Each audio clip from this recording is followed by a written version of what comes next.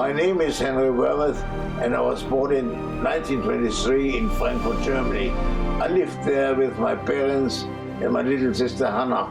Henry Wormuth is the personification of the ultimate survivor. The water isn't very warm, I said to my father.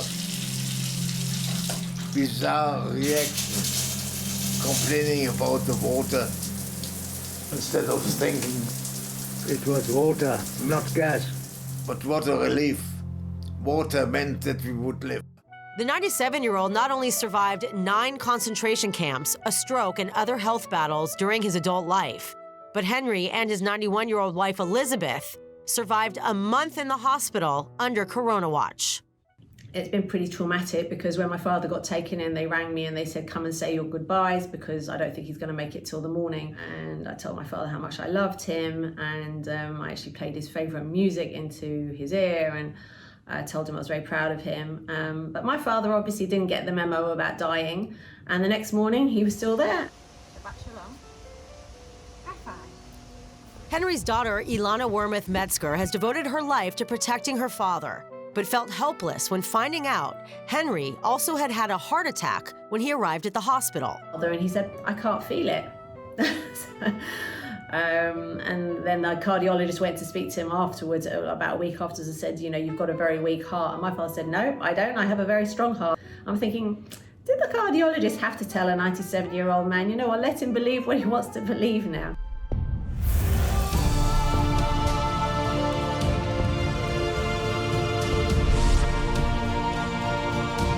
A strong heart and a strong will runs in the family. A couple of years ago, Alana, her daughter Taya, and son Robbie went to Poland, where they literally walked in Henry's footsteps.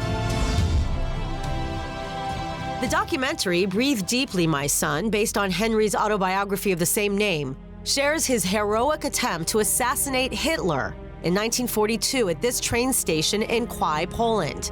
A tip that came from a young, disgruntled German soldier. One day I heard that the Führer, Adolf Hitler, will be coming by our station the next morning. This might be my opportunity to change the course of history and save my sister and mother and others. In the night, I walked towards the train station.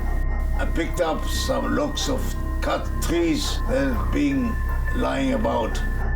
Whilst I was putting the logs on the railway track, I kept wondering how my grandfather must have felt that night.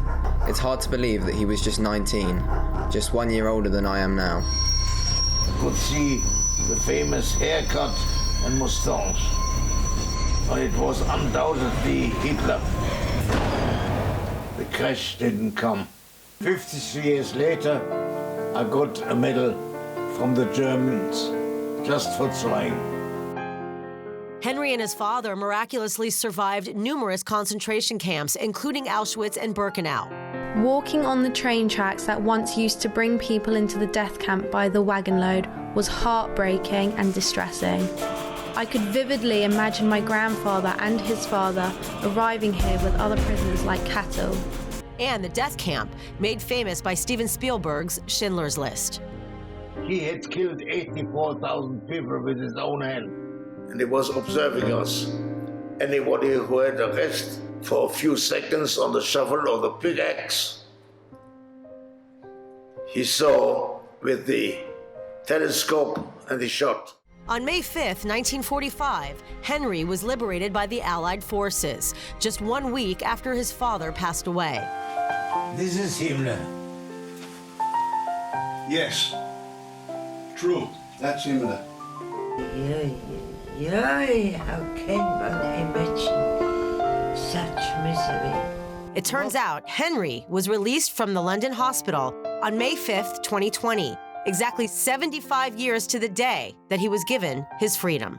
And he's still very deaf. They lost his hearing aids at the hospital, which I'm not very happy about. I wrote the message on the Etch-a-Sketch when he came home saying, "You are not allowed to die. I am not ready to lose you yet." And he just shrugged and he said, "I don't think it's down to me." And he also said, "I'm not ready to die."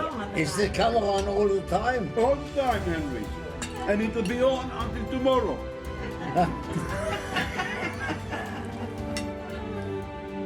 Emily Francis, I-24 News.